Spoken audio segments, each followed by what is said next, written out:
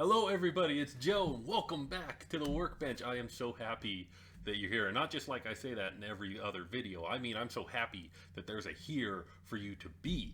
Because after my last video, and you notice it's been a little while since we've talked like this, since after my last video, my hard drive crashed.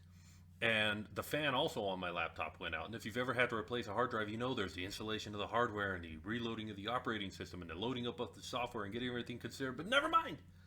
We're back together and we've got some things that are going to make our videos even better going forward. So let's get on with today's project. Thank you guys for being here. Today we're going to be doing this. It's a 3D name tag. It's got your name across the top and your last name across the bottom, and they're extruded out into full shapes, and they're intersecting each other, and it's really kind of a cool art piece with your name. Now, let's plan this project out a little bit. Will this print on a standard FFF 3D printer? We're talking YHT like usual, no supports, that sort of thing. Will this print? Well, the answer is it kind of depends on your name. I mean, I suppose Mr. I is not going to have any problem with this, but the rest of us, we're going to have to deal with overhangs, and we might be able to cleverly orient things and use a good font that'll work, but yeah, for the most part, it's going to be tricky. However, I found a solution that I think will work in all cases. Let me show you another example here. This is the name tag of a friend of mine. His name is Zach Later. And to get this to print successfully, I split it in half. And each half lays down on the print bed and prints like this. And you can tell that's a very printable shape. That will work just fine. Everything stacks up. There's almost no overhangs whatsoever. It's perfect. Plus, it makes this kind of cool shape on the inside where the two words intersect. Isn't that kind of neat? The other thing that we need to consider is the intersection of letters. If I use my full name, Joseph Larson, instead of Joe, which everybody calls me anyways, but if I use Joseph Larson, Joseph has 5 letters, Larson has 5 letters. The letters would line up and intersect almost exactly, and it would be difficult to get them to overlap in the way that we need for this to be one solid shape. It would be broken in half. So how do we fix that? Well, in the case of Zach, it was very easy because his name has 5 letters in the last name and 4 letters in the first name, so they overlap nicely. But if you're like me and your name has the same number of letters in both of them, you may have to offset them a little bit or be clever. This is why this isn't the sort of thing that can just be plugged into a formula and done every time. It's going to require a little bit of art, a little bit of thinking. Let's talk about how we're going to do that with another example. What I tell you about cool editing options, isn't that neat? All right, let's make a new name tag project. So opening up Blender, and we're going to throw a text object down. Let's take a look at this text. Oh, you might notice my Blender looks a little bit different. Well, that's because I'm writing another book right now. And for the book, I need the text to look good in print. I need everything to be good to go. So, yeah, I hate this. It looks terrible, but we're going to go with it for now. So we're going to center this text, and we're going to type in the first name of a friend of mine who also wanted one of these name tags. His name is Junku. And then we're going to add another text object and center it as well. Last name, Song. And I'm making Song all caps because you'll notice that if I do Song all caps, that it overlaps. Okay, the J is kind of falling out, but we don't like this J anyways. See how it's fallen below the line like that? That means that when we intersect these, if you can visualize it in your head, the J is going to be sticking out of the S. It's going to be obscuring the S.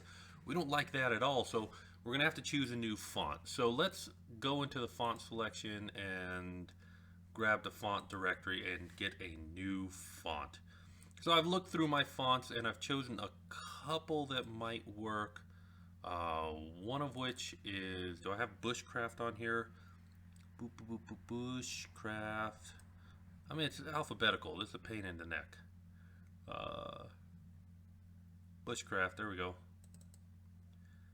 No, I don't like that one. That's terrible. That's, no, I don't like that. It's too round, too round. Let's try another one. How about, there's this one in the CUs. CU, or CO. Sorry, Corbel. Yeah, Corbel's good. Doesn't drop below. It's good. We're going to go with that. Oh, we're also going to pump this up in size. Crank that up to 40 in size. So there we go. Let's switch song over to Corbel as well. Let's see. Corbel, where you go? Man, the alphabet is just too much for me. Crank this up to 40 as well. Well, the J is still kind of off by itself. Maybe if I just scale this a little bit, that'll work. Oh, I forgot though. We need to cram the letters together a little bit. So let's do that. There it is, down here. Letter spacing. Drop it down just a little bit. That's okay. Let's see what happens when we cram this. I want those letters to actually, like, overlap. Maybe too much? Oops. That actually looks pretty good. Can we push this in just a little bit and have it work? Yeah, the dash is still distinct. I like this. I like this a lot. We're going to go with this. So now we're going to take the song, we're going to rotate it 90 degrees up. So it'll be Junku on the top, song on the front. We need to move song forward just 2 millimeters. There we go. Now, how tall is this? 22 millimeters, and this is 24 millimeters, but we got a lot of K's and stuff sticking out the top. Maybe we'll flatten those a little bit. Now there is a extrusion setting on the text, but we don't want to use that, because if we use that, you'll notice it extrudes in both directions. Plus, it does something weird. The sides of these and the faces of these, they're all separate objects, so we'd have to merge them together and remove the points, and it's just a pain in the neck. Let's not use that. Instead, we'll go into the modifiers and use solidify. So there we go. How thick is this? 22. Yeah, we'll go with that. The K is kind of sticking out the top, but I like that.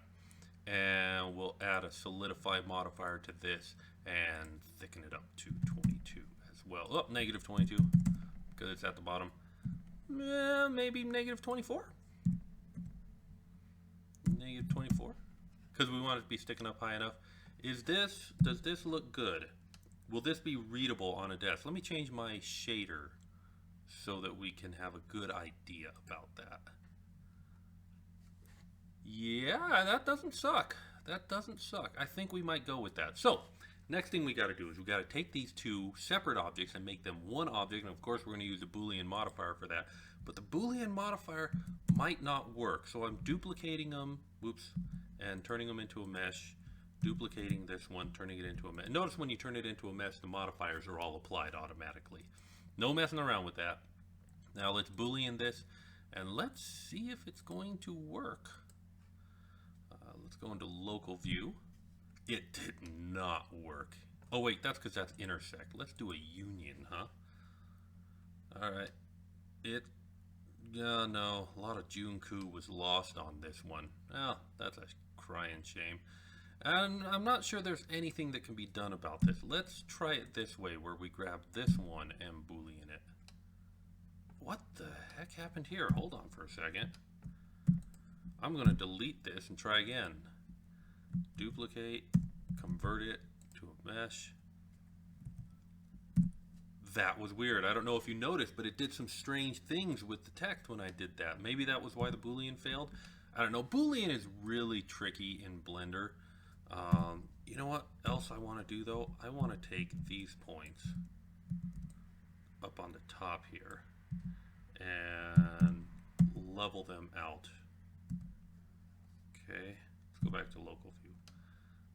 That way, when it prints, I can slice it. You'll see the reason for doing this later. But let's add a modifier, Boolean it with the other text object, and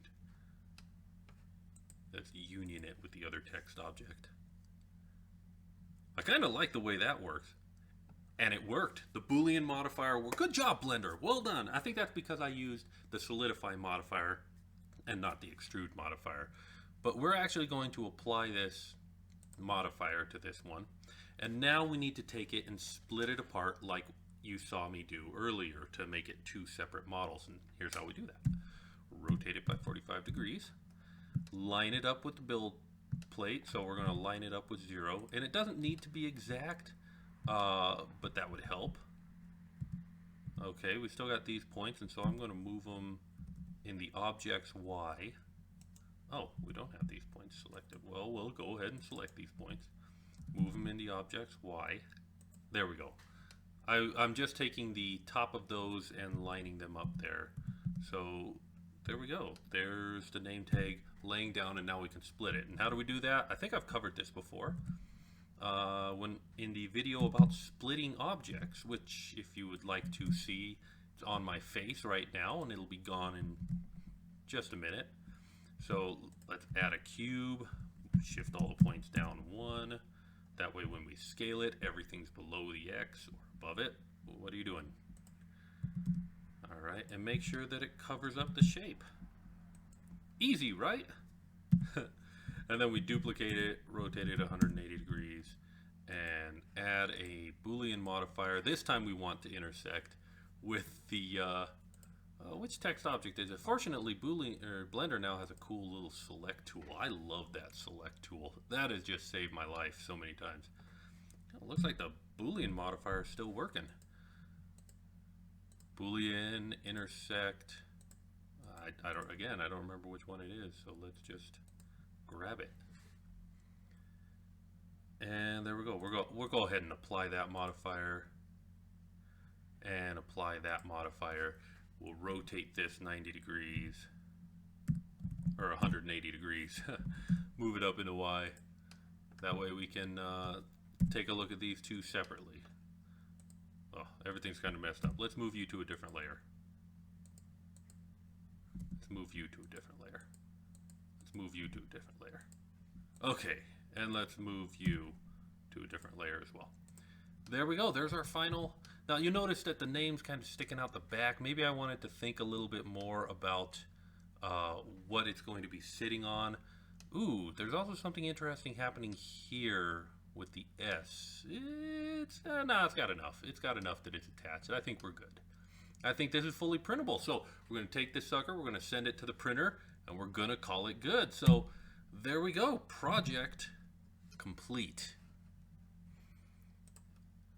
So, you know, even though I've been offline for a while, the channel has continued to grow. We've got new subscribers all the time. And if you're a new subscriber, hello! Thank you guys so much for subscribing. You are the wind beneath my wings. And I appreciate so much the opportunity to make these videos for you, share what I know and learn, and make cool things. If you have a suggestion for something cool that you'd like to see designed, modeled, and 3D printed, go ahead and leave a comment below. Also, Simon has been in this video this whole time to remind you to like, subscribe, share, and enjoy. And I hope that you'll do that. My schedule has recently opened up, so I'll hopefully have an opportunity to make more of these videos for you, and so we can get to see each other a lot. And I look forward to it in the future. Keep making awesome things, and I am terrible with coming up with taglines for the end of a video.